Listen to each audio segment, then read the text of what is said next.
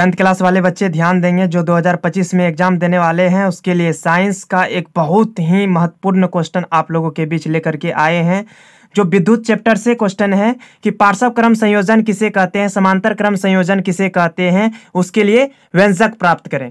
तो पार्श्व क्रम संयोजन किसको बोलते हैं, ये विद्युत चैप्टर का एक क्वेश्चन है। ठीक है, तो पार्श्व क्रम संयोजन किसको बोलते हैं कि किसी भी विद्युत परिपथ में सभी प्रतिरोध के पहला छोर को एक साथ और दूसरे छोर को एक साथ के संयोजन को, ठीक है, सभी प्रतिरोध के प्रथम छोर को, पहला छोर को एक साथ और दूसरे छोर को एक साथ के संयोजन को पार्श्व क्रम संयोजन कहते हैं, समांतर क्रम संयोजन कहते हैं। इसके लिए व्यंजक होता है 1/r बराबर 1/r1 plus 1/r2 plus 1/r3। इसको सिद्ध करने के लिए, इसको व्यंजक को प्राप्त करने के लिए मानना होता है, क्या मानना होता है, माना कि विद्युत परिपथ में प्रतिरोध R1 R2 और R3 है, R1 R2 और R3 है। ठीक है, और प्रवाहित धारा क्या है, I1 I2 और I3 है, और इसके बीच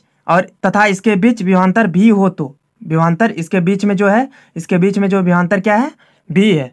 ठीक है, भी हो तो ओम के नियम से, किसका नियम, ओम का नियम। ओम का नियम में आप लोग को बताए थे V बराबर IR होता है। ठीक है, तो यहाँ I को अगर हम फ्री करते हैं तो क्या हो जाता है, V/R।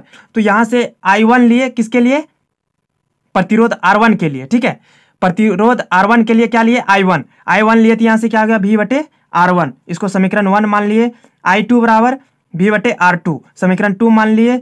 I3 बराबर V/R3 समीकरण 3 मान लिए, और तीनों समीकरण को क्या किए, जोड़ दिए। जोड़ने के बाद आपका यहाँ से आ जाएगा I1 plus I2 plus I3। ठीक है, बराबर इधर से V/R1 plus V/R2 plus V/R3 हो जाएगा। यहाँ से तीनों के बदले I1 plus I2 plus I3 के बदले क्या ले लेना है, I, जो इधर लिख दिए हैं, जो इधर लिखा हुआ है, I ले लिए, बराबर दे दिए। और तीनों घर में देखिए V कॉमन आ रहा है, V ले लिए, इधर से बच गया 1/R1 plus 1/R2 plus 1/R3। इसको समीकरण 4 मान लेना है। इसके बाद फिर से एक काम करना है, क्या, A और B सिरों के बीच, ठीक है, प्रतिरोध R और विभवांतर भी हो तो फिर से ओम का नियम लगाना है।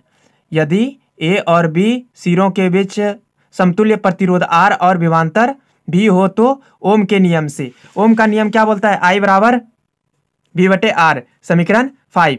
अब 4 और 5 को जब तुलना करेंगे, जब 4, यहाँ देखिए ये समीकरण 4 हुआ और ये 5 हुआ, जब दोनों का तुलना करेंगे तो हमारा सिद्ध होके आएगा 1/R बराबर 1/R1 plus 1/R2 plus 1/R3। इसी को प्रूव्ड करना है, और आप लोग ये ध्यान में